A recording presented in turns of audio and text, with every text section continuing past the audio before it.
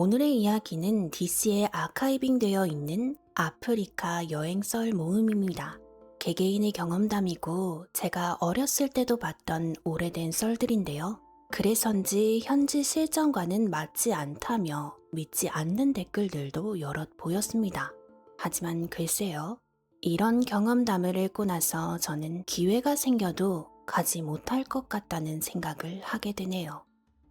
이름 폰님, 제목 남아공 갔다가 칼 맞고 죽을 뻔했다. 남아공 월드컵 때 마침 내가 친구랑 이집트 쪽 여행하기로 하다가 원래는 중동 쪽으로 넘어가려고 했는데 그때 중동 정세가 매우 불안했어. 동남아 같은 데는 가기 싫었고 유럽도 별로 안 끌려서 남미를 가보려고 했더니만 항공권이 이미 없대. 그래서 찾아보니까 마침 월드컵 시즌이라 남아공 티켓을 쉽게 구할 수 있더라고. 그런데 이상했지. 원래 월드컵이면 항공권을 못 구해야 정상인데 왜 더 쉽게 구하는 거지? 알아보니까 남아공의 막장 치안 때문에 항공사에서 기대하고 풀어놓은 항공권이 반도 안 팔린 거지. 반이 뭐야, 난 한국 아르헨티나 티켓도 전날 구입했다? 그것도 땡처리 형식으로 매우 싸게 말이지. 케이프타운으로 입국해서 가이드랑 요하네스버그까지 갔어. 그런데 요하네스버그 미쳤더라. 강간율이 200%가 넘어. 한마디로 강간당하고 오는 길에 또 강간당하는 거지. 저녁 5시인가 이후로는 경찰도 치안을 포기하고 물러선대. 범죄자들이랑 상부상조하는 거지. 그런데 저녁 5시부터 호텔에 처박혀 있으려니까 미치는 거야. 더군다나 말은 와이파이가 된다고 하는데 이건 뭐 노트북 가져갔는데 네이버 키는데 10분이 걸리더라. TV는 들어도 알아들을 수 없는 언어였고 결국 주변 산책 좀 하고 오자 했지. 처음에는 호텔 주변만 가자 했던 게 너무 이국적인 풍경에 취해서 깊이 들어갔어. 시내 중심 쪽으로 말이야. 원래 아무리 오지라도 시내 중심이면 소매치기는 있어도 살인마들은 없잖아. 그런데 여긴 시내 중심이 전역된 양아치들이 관리하는 건가 봐. 우리 보더니 흑인 애들이 막 비웃으면서 뭐라고 해. 씹고 갔지. 그러다가 분위기가 너무 무서워서 택시 타고 호텔로 가자 했는데 에이씨, 택시 기다리는 사이에 거짓말 안 하고 권총 몸에 들이대면서 돈 달래대? 어떤 놈이. 처음에는 못 알아듣고 다시 물어봤더니 돈 달래. 한 번만 더 물어보면 쏴죽일 것 같았어. 가이드북에 보니까 여기 강도들은 돈 달라고 요청하는 게 아니라 일단 죽이고 그 다음에 돈을 가져간대. 나는 외국인이라 물어봐준 것 같았어. 근데 동료로 보이는 정신 나간 놈이 칼로 내 팔을 확 긁더니 죽인다는 신용을 하더라. 바로 주머니에 있는 거 다 줬지.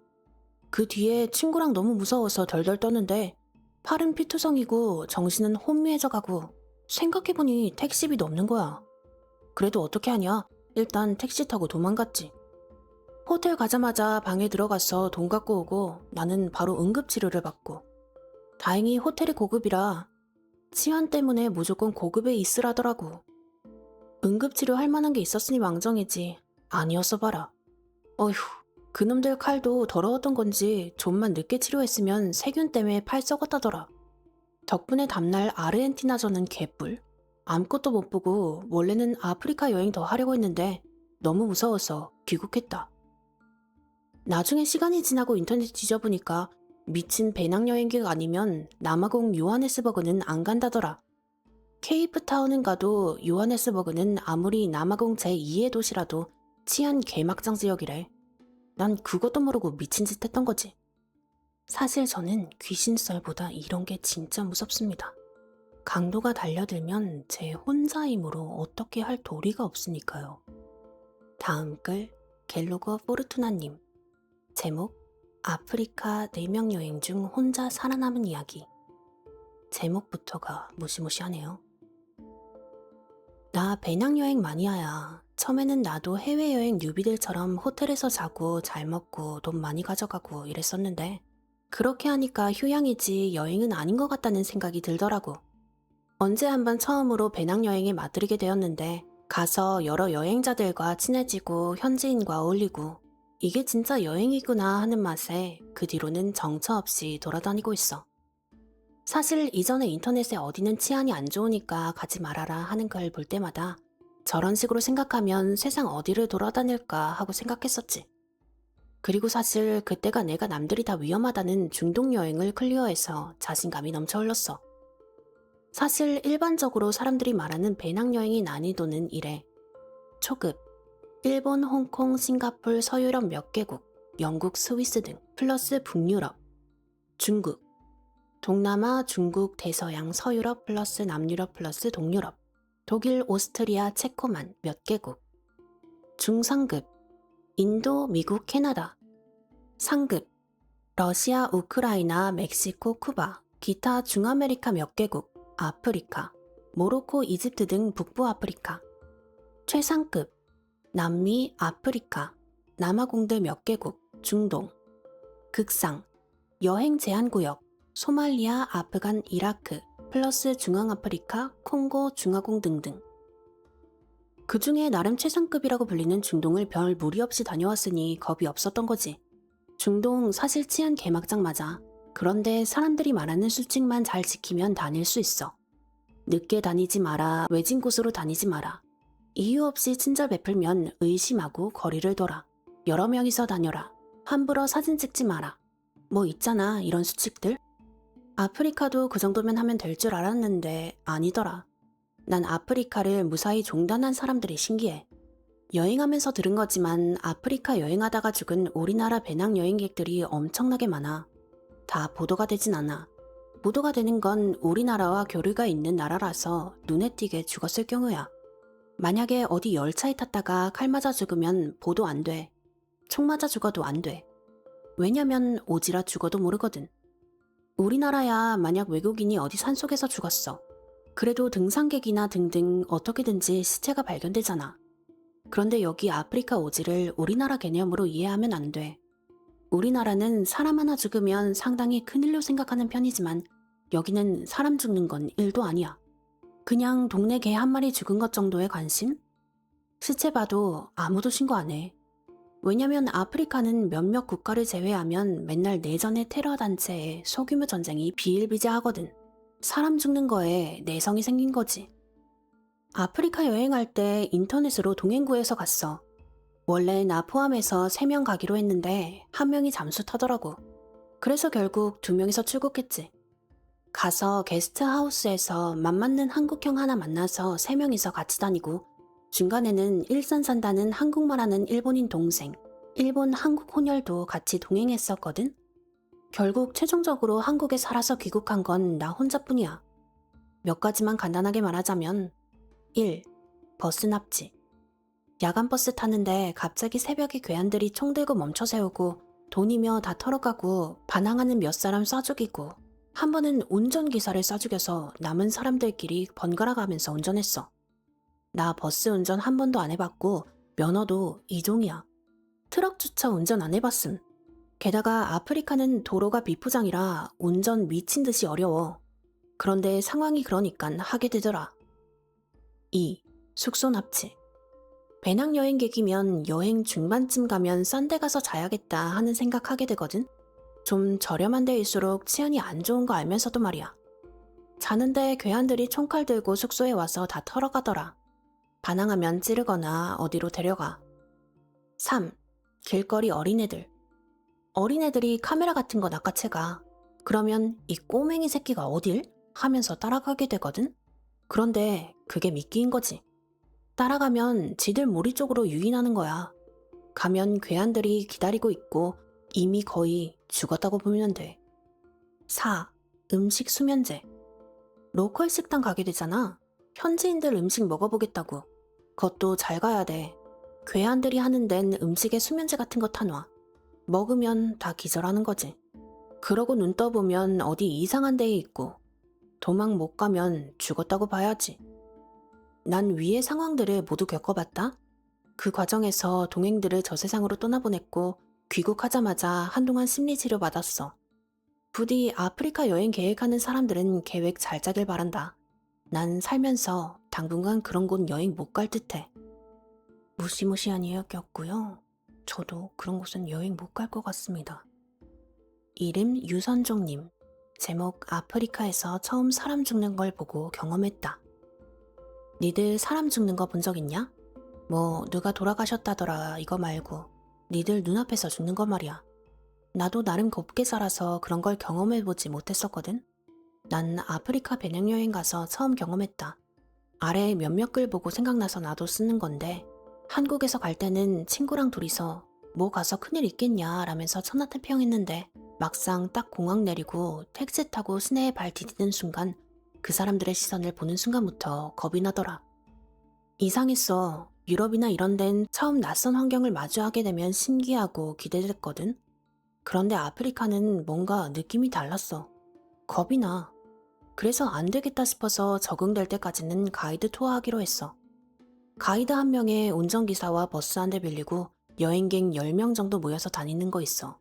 마침 양키 관광객들 기준 인원 못 채웠다고 우리 보고 권유하길래 바로 갔지. 그런데 약간 시골 비슷한 데쯤 가는데 차로 버스 앞길을 막는 거야. 그러곤 총으로 유리창을 쏘아대네. 그리고 무장한 놈들이 늘어와서 뭐라 씨부리는데 가이드가 나가서 뭐라 하니까 바로 그 자리에서 쏴 죽이더라. 막 게임에서는 나오는 그 총성이 아니야. 실제로 사람한테 총질하는 거 보면 멘탈 붕괴된다. 그러고 우리 보고 가진 거 다 내놓으라는 식으로 말을 해. 나는 친구랑 약간 뒤쪽에 있어서 다행인데 사람들이 약간 쭈뼛대니까 바로 맨 앞자리에 있던 호주인 남자를 쏴 죽이더라. 그 호주인 지 와이프랑 같이 온 사람인데 막 동양인인 나랑 친구가 잘 못 어울리니까 밥 먹을 때 같이 먹자고 해주고 착했던 분이거든. 근데 그렇게 허무하게 총 한 방에 사람이 무기력해지더라. 근데 사람 목숨이 또 끈질긴 게 총 맞고 바로 죽는 게 아니라 그 무장단체들이 다 털고 사라지고 나서까지 미미하게 살아 숨쉬더라고. 결국 얼마 못 가서 죽었지만. 정말 그때는 어떻게 다시 시내로 이동했는데 친구랑 나랑 정말 무서워서 있는 돈 다 털어서 가드 있는 호텔 들어가서 서로 아무 말도 안 하고 먹지도 않고 밤을 뜬 눈으로 지새웠다. 그리고 그 다음날 귀국하려고 했는데 비행기가 없대서 공항에서 하루반을 노숙했어. 왠지 다시 시내로 가면 죽을 것 같다는 생각이 들어서 말이지. 정말 그런 거 겪고 나니깐 사람이 무기력해 보이고 인생 아둥바둥 살아봐야 총 한 방이면 하는 생각마저 들더라. 지인 소개로 정신과 상담이니 뭐니 받아봤는데 그닥 도움도 안 되었고 그때 이후로 가치관에 변화가 많이 생긴 것 같아. 내가 왜 아프리카 같은 데를 여행하려고 했는지 후회된다. 그런 거 경험하고 나니깐 내 나이대에 경험해야 하는 사소한 인생 즐거움, 노는 방법, 사는 방법 배우고 즐기는 데에 크나큰 마이너스가 된 듯함. 그 호주인 남성분의 명복을 빕니다. 옆에 있던 와이프분이 굉장히 힘드셨을 것 같아요. 제가 그 상황이라고 생각을 하면 너무 끔찍하고 더 이상 살아갈 희망을 느낄 수 없었을 것 같아요. 처음 보는 글도 아니지만 조금 정신적으로 힘듭니다. 이름 임명님, 제목 아프리카 치안 관련 글이 올라와서 나도 글 하나 써볼게. 안타까운 이야기인데 방금 유저 이슈에 등록된 아프리카 여행 당부글을 봤어. 보면서 옛날 일이 생각이 나더라고. 내가 직접 겪을 이야기는 아니야. 3년 전이었어. 내 친구놈 하나가 있는데 불알 친구지 뭐. 성격도 쾌활하고 잘 놀고 모험심 강하고 전형적인 남자다운 약간 마초스러운 친구였어. 그게 사실 좀 과한 면도 있어서 사고도 많이 치고 다니고 그러긴 했는데 나쁜 애는 아니었어. 그 친구가 군대 있을 때부터 제대하면 배낭여행 한번 꼭 갈 것이다 이런 말을 하더라. 사실 나한테도 같이 갈 생각이냐 했는데 난 겁이 많아서 거절했지. 결국 그 친구하고 인터넷에서 같이 가기로 한 명하고 2명이서 출발했을 거야. 유저 이슈에 등록된 글처럼 아프리카로.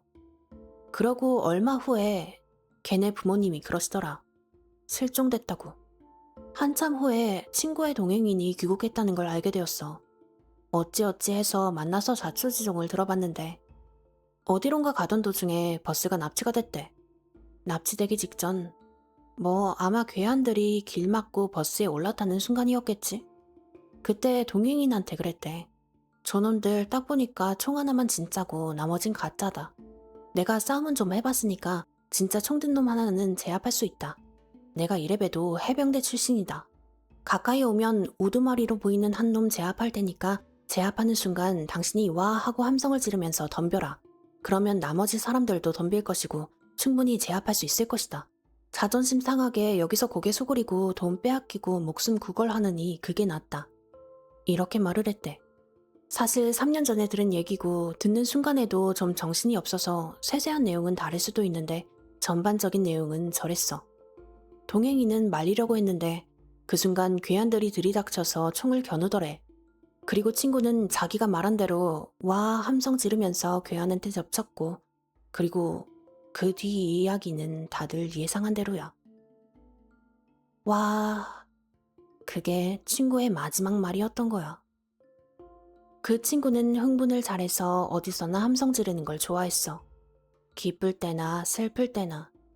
그 말 듣고 있는데 그 친구가 와 거리던 게 생각나서 눈물이 나더라고. 비록 피는 안 섞였지만 나하고 10년도 더 된 친구고 진짜 그때 왜 그런 짓을 했는지 원망스럽기도 하고 아프리카 간다고 했을 때 말리지 않은 내 자신도 원망스럽고 친구가 이런 일을 당하고 와서 남아있는 생존자분께 이런 사연을 듣게 되면 너무 견디기 힘들 것 같아요. 자기가 10년 넘게 같이 동거동락하던 친구가 이런 일을 당했다고 생각하면 정말 귀신썰보다 이런 게 더 무섭습니다. 이름 아펠라이님, 제목 아프리카 여행 8일 만에 사람 죽는 거 봄. 정말 시중에 나와 있는 여행 무용담 있잖아. 예를 들면 한비 뭐 같은 흥행을 위해 뻥치다가 학자들한테 비웃음 산 소설꾼들. 내가 딱 그걸 읽고 자란 세대야. 중학교 1학년 때 그분 시리즈를 다 읽었고 그 뒤에 나오는 중국 편이니 우리나라 편이니 다 모아서 소장했거든. 그 뒤로도 틈날 때마다 몇 번씩 읽어가면서 오지 여행에 대한 동경심을 갖게 되었지. 지금 생각해보면 또라이 짓이었고 대학 들어가자마자 닥치는 대로 알바해서 돈 모았고 처음에는 짧게 갈 계획이었던 게 점점 더 부풀려져서 결국 2학년 여름방학 때쯤 되니까 상당한 경비를 다 만들어냈어. 바로 휴학하고 여행 준비를 시작했지. 항공권은 예전에 이미 구입한 상태였고 목표는 남아공 입국으로 동쪽으로 타고 올라가서 이집트, 이스라엘, 시리아, 요르단, 터키 출국으로 잡았었거든. 85일 코스였어. 거의 3달 정도 다녀오려고 했던 거지. 그러니까 주변에서 미쳤다고 남들 가는 서유럽이나 다녀오지 뭐 그런 데 가냐고. 무슨 라이온킹 같은 거 보다 보니까 아프리카가 장난인 줄 아냐면서 만류하더라. 부모님도 반대했지. 가려면 나이 더 먹고 가라고. 당시 21살인 내가 가기엔 아닌데라고. 유럽이나 가라고. 집에서 너무 반대하시니까 차마 못 가겠더라. 그래서 그 당시에는 그냥 스페인 짧게 여행 갔다가 군대 갔지. 그런데 군대 가서 오지 여행에 대한 생각도 잊혀져 가고 저녁이 다가올 무렵 후임 하나가 아프리카를 다녀왔다네? 들어보니까 미치겠는 거야. 그놈이 또 이빨 까는 거 하나는 예술이라 여행기 듣는데 빠져들더라고. 꺼져가는 아프리카에 대한 동경심이 다시 타오르더라. 걔 말로는 외국인 친구들이랑 같이 다녔는데 몇 번 죽을 뻔한 고비도 있었지만 다녀온 거 후회 안 한대. 한동안 고민하다가 가족한테 상의가 아닌 공지를 했어. 나 무조건 전역하면 복학하기 전까지 여행 간다고. 그리고 바로 예전에 준비했던 자료랑 돈이랑 다 찾아서 항공권 구입하고 계획 세웠지. 그러고 남아공 요하네스버그로 날아갔고 거기서부터 꿈에 그리던 여행을 하려는데 정확히 8일 만에 사람 죽는 거 봤다. 같은 게스트하우스에 있던 29살 누님이랑 한 30살쯤 된 회사 그만두고 여행 다니는 형님 하나. 이렇게 만나서 어차피 서로 비용도 아낄 겸 봉고차 하나 대절해서 국경 넘어가자고 했는데 갑자기 무장단체들한테 차량 강탈당하고 운전기사 바로 쏴 죽인 다음에 우리 돈 다 뺏고 어딘지도 모르는 곳에 버리고 가더라. 막 총구를 겨누면서 뭐라 하는데 당시에는 너무 겁이 나서 아무 말도 못하고 벌벌 떨었지. 그런데 그놈들이 다 떠나고 정신 차리고 보니까 나랑 그 형님 둘만 있는 거야. 그 누님은 그 자리에서 납치당한 거지 뭐. 처음에는 어디 도망갔다 싶었는데 주인은 완전 깡촌이고 어디 갔다면 우리가 못 봤을 리가 없었거든. 막 무서워지더라. 내가 생각한 여행도 아니었고 생판 모르는 곳에서 돈도 다 털리고 이제 앞으로 죽는 일만 남았구나 싶더라고. 언어도 안 통하고 목은 마르고 덥고 와, 진짜 그때만 생각하면 살면서 힘든 일 있어도 별거 아니다 싶은 생각 들더라. 양말에다가 깔아놓은 100달러 한 장. 그 형님도 100달러짜리 2장 숨겨놨더라. 근데 문제는 여권도 털린 거야. 가방을 통째로 털렸으니까. 더군다나 돈이 있어도 쓸 것도 없고 길거리 구정물 먹고 뭐 보이면 다 뜯어먹고 그러다가 설사하고. 이게 지옥이겠다 싶었다. 차라리 지금이라도 누가 와서 싸죽여주고 가면 좋겠다라는 생각까지 들었을 정도니깐. 한 열흘 남짓 그랬던 것 같은데 그 당시에는 언제까지 그래야 될지 기약도 없는 상황이었고 죽고 싶다는 생각만 들었고 그때부터 한 열흘간 개 거짓골로 다니면서 간신히 소규모 마을 하나 찾아내서 도시로 이동한 뒤에 거기서 게스트하우스 찾아서 한국 대사관에 연락하고 사정 말하고 결국 우여곡절 끝에 한국으로 귀국했지.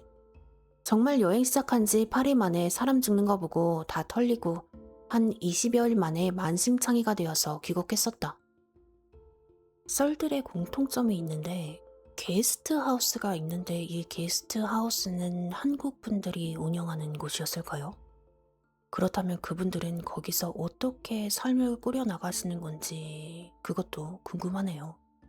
정말 무서운 썰들이었고 이런 일을 당하게 되면 트라우마가 상당할 것 같은데 이분들은 지금 어떻게 잘 살고 계신지 걱정도 되고 돌아가신 분들은 정말 너무 안타깝고 그런 썰이었네요.